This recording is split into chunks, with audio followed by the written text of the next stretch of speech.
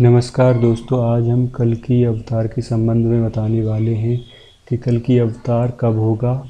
श्रीमद् भगवद गीता के अनुसार कल की अवतार कब होगा। श्रीमद् भगवद गीता में इसके लिए भगवान ने स्वयं श्लोक कहा है कि कल की अवतार कब होगा। भगवान ने स्वयं कहा है। और कल की पुराण के अनुसार भगवान कल्कि का जन्म सबसे अंत में होगा, कलयुग के अंत में होगा। लेकिन इस संदर्भ में भगवद गीता क्या कहती है, सबसे पहले हम कल की पुराण के बारे में बताएंगे। कल की पुराण के अनुसार विष्णुयश नामक ब्राह्मण के यहाँ भगवान कल की अवतार रूप में अवतरित होंगे और दुष्टों का संहार करेंगे। इसके साथ साथ वह सनातन धर्म की पुनर्स्थापना करेंगे। अब हम आते हैं श्रीमद् भगवद गीता में। भगवद गीता में भगवान ने स्वयं यह कहा है कि किस प्रकार से भगवान का अवतरण होता है और वह अवतार लेते हैं।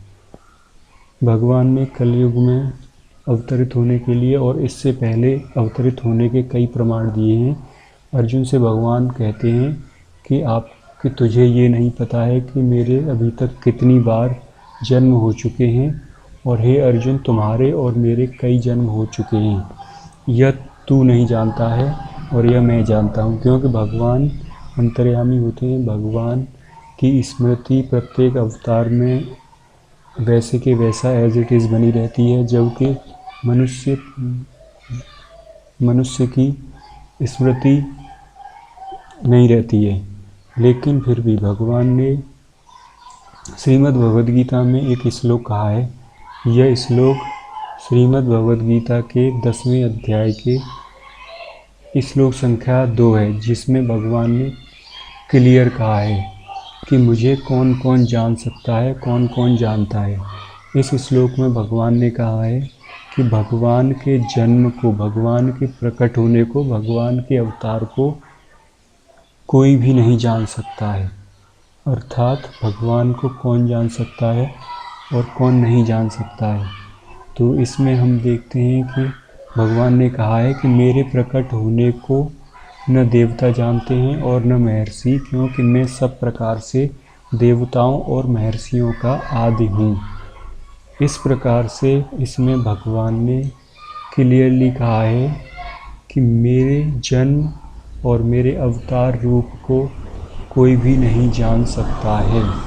अर्थात भगवान ने क्लियरली कहा है, न तो कोई देवगण, न कोई ऋषिगण, न कोई महर्षि और न ही कोई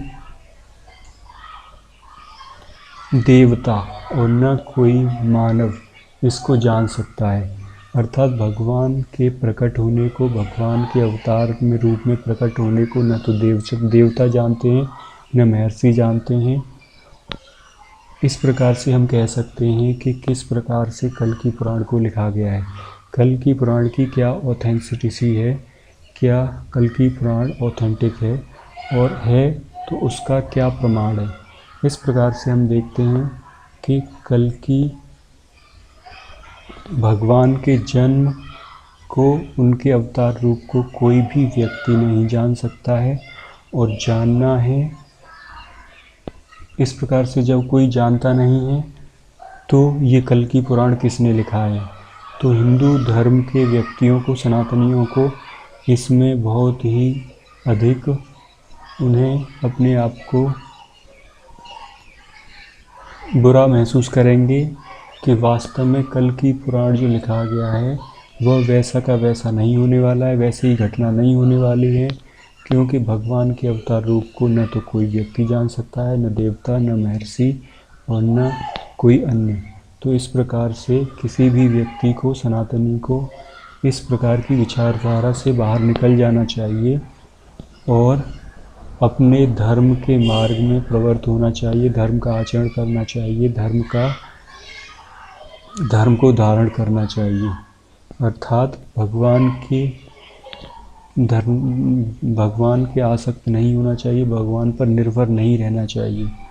भगवान के निर्भर न रह करके अपने कर्म में प्रवृत्त होना चाहिए, भगवान के ऊपर निर्भर नहीं होना चाहिए। प्रत्येक व्यक्ति को भगवान के ऊपर निर्भर न रह करके स्वयं कर्तव्य कर्म करना चाहिए और अपने धर्म की रक्षा करने के लिए प्रयासरत रहना चाहिए। इस प्रकार से भगवान के जन्म और कर्म को कोई नहीं जान सकता है। जय श्री कृष्ण।